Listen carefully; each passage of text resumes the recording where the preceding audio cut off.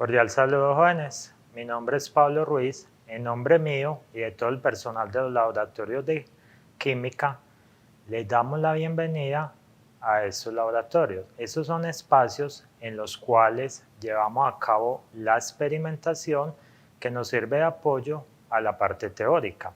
Desafortunadamente, por la situación actual que todos conocemos, no podemos contar con su presencia en esos espacios. Es por eso que hemos venido haciendo una serie de videos con los cuales les vamos a mostrar a ustedes el trabajo que se realiza en estos espacios. El objetivo de este primer video es presentarles cuáles son las normas de seguridad que debemos llevar a cabo para hacer un trabajo seguro en este espacio y además presentarles este lugar. Vamos a iniciar hablando de la indumentaria que requerimos para nuestra protección. Entonces vamos a requerir una bata de laboratorio, como esta que llevo puesta, ojalá sea de manga larga. La filosofía es que entre más cubiertos estemos, menos riesgos vamos a correr por sustancias químicas peligrosas. En ese mismo sentido, entonces, los pantalones deben ser completos, sin rotos, y los zapatos muy tapados. Requerimos también unos guantes. Hay unos guantes de látex, estos están en desuso porque se rompen fácil y no son tan resistentes a las sustancias químicas. Con solventes orgánicos se disuelven. Hay otros que llamamos guantes de nitrilo, que vienen en diferentes colores, igual hay diferentes tallas. Estos tienen una resistencia más alta a las sustancias químicas, nos van a proteger contra el calor y a su vez con elementos cortopunzantes. Requerimos además unas gafas de seguridad. Este es un estilo, usted puede escoger el estilo que quiera, lo importante es la protección que nos va a brindar para nuestros ojos. Nos va a proteger contra salpicaduras de sustancias químicas peligrosas, de agua caliente, de aceite, de chispas que se generan en reacciones químicas, de fragmentos de vidrio. Entonces son muy importantes y siempre las debemos tener con nosotros. Ahora les voy a hablar de unos elementos y equipos que existen en el laboratorio que nos sirven para evitar emergencias y también son una ayuda en caso de que esa emergencia ocurra. El laboratorio cuenta con dos entradas o salidas que en caso de emergencia nos permite una evacuación rápida.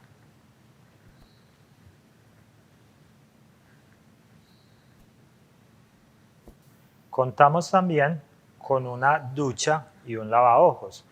Cuando estamos manipulando una sustancia accidentalmente se nos vierte en el cuerpo, lo más recomendable es retirarla. La forma de retirarla es con abundante agua.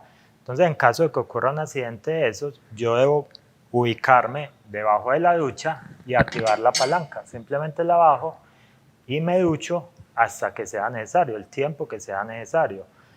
Cuando siento como picazón en los ojos, a pesar de que vamos a tener nuestras gafas de seguridad, si hemos estado en contacto con algún vapor, alguna sustancia que me produzca un picor en los ojos, entonces debo de lavar los ojos con abundante agua. Entonces para eso tenemos el lavaojos, lo activamos de esta palanca y colocamos los ojos directamente sobre él el tiempo que sea necesario. El laboratorio tiene instalada una cabina de extracción de gases. Esta cabina de extracción tiene únicamente dos botones, se maneja muy fácil. Uno que es para activarla, que es extracción, y el otro botón rojo que es para apagarla. Cuando manipulamos sustancias que son tóxicas, que son muy volátiles, que nos pueden afectar o nos pueden generar irritaciones, entonces trabajamos esas sustancias dentro de esas cabinas. Él tiene un extractor que permite que todos los gases y todos los vapores salgan a la atmósfera y no estén en contacto conmigo. Y además tiene una lámina de vidrio que me garantiza una separación con esa sustancia. Entonces siempre debemos utilizarla cuando usemos esas sustancias peligrosas. La apagamos de acá. Contamos con otro elemento en casos de emergencias. esta caja que vemos acá se llama key antiderrame. Vamos a destaparla. Cuando tenemos alguna sustancia líquida que por algún accidente se vierte en una superficie, digamos en el suelo, lo primero que debemos hacer es aislarla. Utilizamos un barrilete de esto, lo colocamos alrededor de donde se ocurrió el derrame y eso nos va a permitir contenerlo, que no se siga esparciendo. Luego agregamos una sustancia, esta de acá comercialmente se llama Chemisor, es como una especie de acerrín o arenita que tiene un poder absorbente muy alto, entonces lo vamos a agregar sobre ese líquido que se derramó para que sea absorbido en su totalidad. Luego, con una pala, vamos a recoger esa sustancia y la agregamos en una bolsa. Además, en este kit contamos con un traje, es un traje completo, se llama un traje VTEC. Este traje me va a aislar de pequeñas partículas que pueden ser peligrosas. Tenemos además de eso unos guantes de nitrilo que son largos, que son más gruesos, que nos van a dar una mayor protección en caso de ser necesario. Miremoslo acá.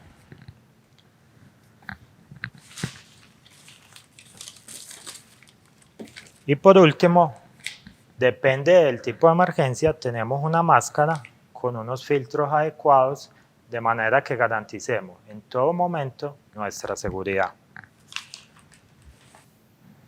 Contamos además con un botiquín de primeros auxilios, o sea, en el caso de accidentes pequeños como pequeñas cortadas o pequeñas quemaduras, entonces tenemos aquí los elementos para poder prestar esos primeros auxilios.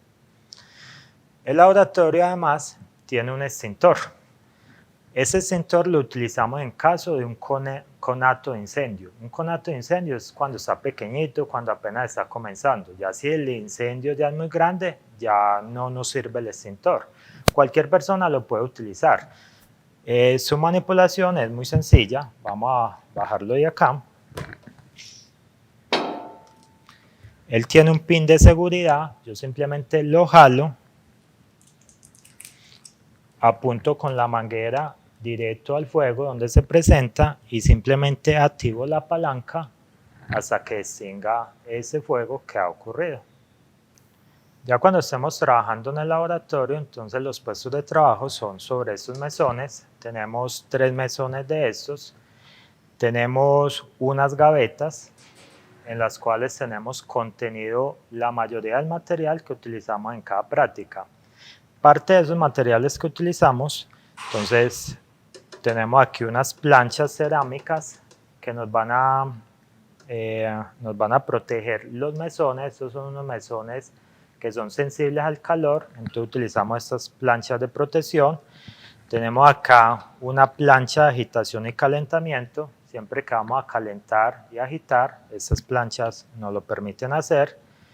Tenemos esto metálico que llama un soporte universal y tenemos unas pinzas que nos permiten sujetar objetos al soporte. Tenemos elementos de vidrio, por ejemplo aquí tenemos una serie de beakers de diferentes volúmenes.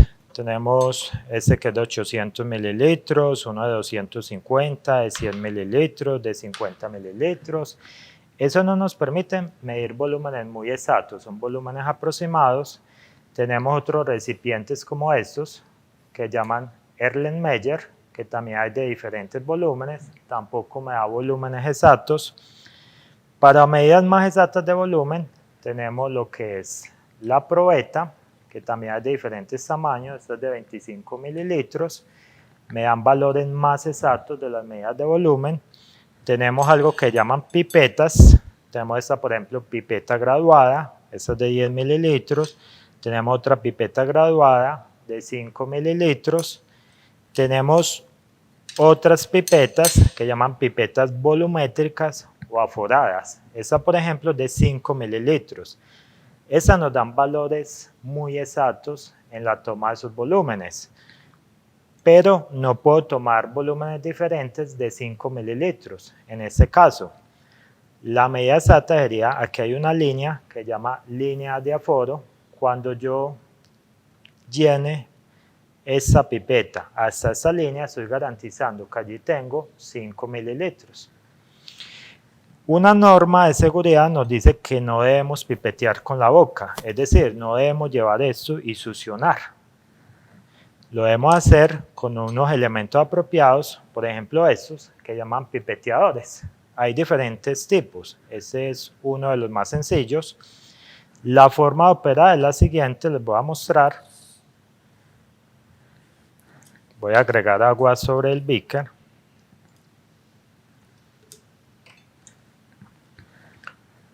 Lo colocamos así, lo apretamos bien, llevamos la pipeta al recipiente donde está el volumen que quiero medir y eso tiene una ruedita, simplemente yo empiezo a subir y mido el volumen deseado.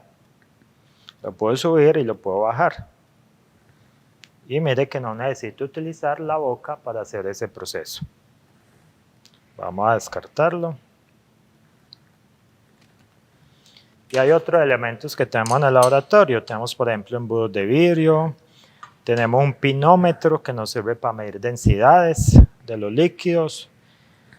Tenemos un vidrio de reloj. Este se llama un frasco lavador, que generalmente es para contener agua. Tenemos una varilla de agitación. Tenemos un termómetro para la medida de temperatura. Y tenemos otros elementos metálicos, por ejemplo un pie de rey que nos da medidas de longitud, pero con un nivel de exactitud más amplio que el que nos da una regla común. Tenemos unas pinzas, esta se llama pinza para crisol, generalmente es para elementos calientes. Yo lo puedo tomar de esta manera. Tenemos una espátula para medir sustancias sólidas, para tomar sustancias sólidas, se llama espátula canalada. Y esas otras pinzas son pinzas para tubo de ensayo. Aquí tenemos los tubos de ensayo, entonces yo lo aprieto y él abre, ya suelto y sujeto el tubo. Y los tubos están ubicados en una gradilla, que es este de acá. Esos son los principales elementos con los que vamos a contar. Nuestro comportamiento en el laboratorio debe estar muy enfocado siempre. Si vamos a utilizar el celular, debe ser para el experimento que estamos realizando, ya sea para tomar un video, tomar una foto, para usar la calculadora, pero no podemos utilizarlo para llamadas o para chatear, porque nos vamos a desenfocar del trabajo que estamos haciendo en el laboratorio. Una recomendación también es planear muy bien lo que se va a hacer, no solamente para los laboratorios de docencia, sino laboratorios de investigación o cuando ustedes estén en sus laboratorios de trabajo. Una buena planeación de todos los recursos que usted necesita y de los procedimientos que va a realizar le permite ahorrar mucho tiempo de trabajo dentro del laboratorio. Una forma de planearlo es hacer los diagramas de flujo. Un diagrama de flujo es como una secuencia de los pasos que usted debe realizar para culminar su objetivo o su práctica.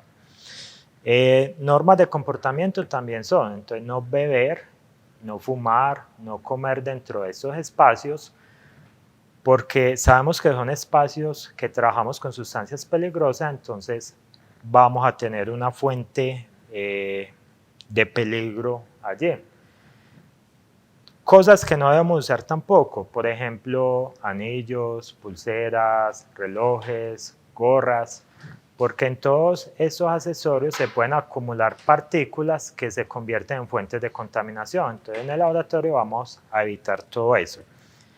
Quiero mostrarles finalmente algo más con lo que trabajamos en el laboratorio. Quiero mostrarles además otros materiales con los que trabajamos, que son los reactivos, las sustancias que nos sirven para nuestros experimentos. Aquí tengo, por ejemplo, este que llama hidróxido de sodio. Vemos En las especificaciones nos muestra cuáles son las impurezas que él tiene, nos dice el peso molecular, nos da una información de la sustancia. Además, vemos por acá un dibujo, como un símbolo, un pictograma, que eso nos está advirtiendo el riesgo principal que esa sustancia tiene. ¿Cuál es el principal peligro? En 1992, en Río de Janeiro, en una reunión por la Tierra, se planteó la necesidad de establecer un sistema de clasificación y etiquetado de las sustancias de manera que fuera universal. Hasta ese entonces habían varios sistemas que trabajaban en entidades diferentes o países diferentes. Entonces la necesidad era hablar el mismo lenguaje, un lenguaje universal. Entonces en el 2002 se dio la primera edición de ese sistema que se llama Sistema Globalmente Armonizado. Ese sistema planteó una serie de símbolos o pictogramas que me representan los principales peligros que tienen las sustancias químicas. Tenemos por ejemplo acá este primer rombo que es de color rojo y vemos un dibujo dentro de él que es un cilindro. Ese me representa un gas a presión. Entonces, cuando yo veo este símbolo, inmediatamente sé que esa sustancia está bajo presión. Tenemos ese símbolo de lado, vemos que es un árbol muerto y un pez muerto. Ese símbolo me representa peligros para el medio ambiente. Tenemos el tercer rombo, que es una calavera. Cuando yo veo eso, debo tener la prevención al manipular la sustancia porque eso significa que esa sustancia es tóxica. Entonces debo utilizar los elementos de protección necesarios. Tenemos acá un símbolo de admiración. Este símbolo me representa peligros adicionales que no están descritos en esos otros rombos. Entonces cuando yo coloque ese símbolo, le coloco una frase de cuál es ese peligro adicional. Tenemos acá una llama, esa llama quiere decir que la sustancia es inflamable. Tenemos acá otra llama, pero tiene un círculo debajo de la llama. Esto es para sustancias comburentes, que no son las que queman directamente, pero sí ayudan a que otras sustancias se quemen. Tenemos acá este rombo, que es una esfera que se ha explotado, que está botando fragmentos. Este me representa productos que pueden ser explosivos. Tenemos acá el dibujo de una persona como que lo está atacando algo. Estas son sustancias que son peligrosas para la salud, que pueden ser cancerígenas o mutagénicas. Y finalmente tenemos este símbolo que es como un tubo que está derramando un líquido sobre un metal. El metal se está corroyendo y a su vez también le está cayendo sobre una mano. Ese es justo el símbolo que tenemos acá. Eso significa que la sustancia es corrosiva. O sea que para manipularla yo debo utilizar guantes, no debo estar en contacto directo con ella. Ese sistema globalmente armonizado también permitió definir unos ítems que van en algo que llaman la ficha de datos de seguridad. Esa ficha de datos de seguridad es como la hoja de vida de la sustancia. Entonces me va a decir varias cosas. Esta ficha, según el sistema global armonizado, tiene 16 sesiones. Por ejemplo, esta es para el etanol, son 13 páginas. La primera sesión me habla de la identificación del producto y tiene un número que llama número CAS. El número CAS es como el número de cédula de esa sustancia. Me dice cuáles son los sinónimos que tiene esa sustancia, qué empresa hizo la ficha de seguridad, cuál es el contacto de esa empresa. Tenemos otra sesión que me dice la identificación de los peligros. Estas son las sesiones más importantes para nosotros. Cuando vamos a manipular esas sustancias tenemos que leer la ficha de datos de seguridad de él y mirar cuáles son los peligros de esa sustancia. Por ejemplo, para el etanol, entonces nos dice que es un líquido inflamable y que puede presentar irritación ocular. Y además acá me dice cuáles son los consejos que debo tener. Entonces me dice, por ejemplo, manténgalo alejado del calor, de superficies calientes, chispas, etc. Y vemos los pictogramas para el etanol. Entonces tenemos la llama, entonces significa que es una sustancia inflamable, y tenemos el sistema de advertencia, que significa que hay una irritación ocular. Tenemos más sesiones, entonces la sesión 3 me habla de la composición de la sustancia, si tiene contaminante o no. La sesión 4 es muy importante para nosotros también, me dice cuáles son los primeros auxilios en caso de que yo ingiera o entre en contacto con esas sustancias. Eso también es algo que debemos leer. Y así sucesivamente todas estas sesiones, la 5 y la 6 en caso de incendio, en caso de vertido. La 7, cuáles son las precauciones para manipularla, cuál es la protección individual que requerimos, cuáles son las propiedades físicas de la sustancia. Es decir, aquí tiene toda la información que necesitamos saber sobre esa sustancia, cuáles son los peligros para el medio ambiente, cómo se debe transportar, cómo se debe almacenar. Toda esa información está contenida en estas fichas de seguridad. Ya lo último que quiero decirles es acerca de los residuos que se generan en las prácticas. Esos son residuos peligrosos que no debemos descartar por los desagües. Entonces la empresa tiene contrato con una empresa que cada cierto tiempo vienen y recogen esos residuos y le dan la disposición final de la manera más adecuada y de acuerdo a las normas ambientales. Tenemos residuos sólidos, por ejemplo, de los guantes utilizados, esos van a una caneca roja. Esa caneca también la recogen cada cierto tiempo, y tenemos una caneca negra que, según la nueva normativa, allí van todos los residuos que no son peligrosos, pero que tampoco son aprovechables. Entonces, jóvenes, espero que les sirva esta sesión. Muchas gracias por su atención y nos estaremos viendo en próximos videos. Universidad Nacional de Colombia, proyecto cultural, científico y colectivo de Nación.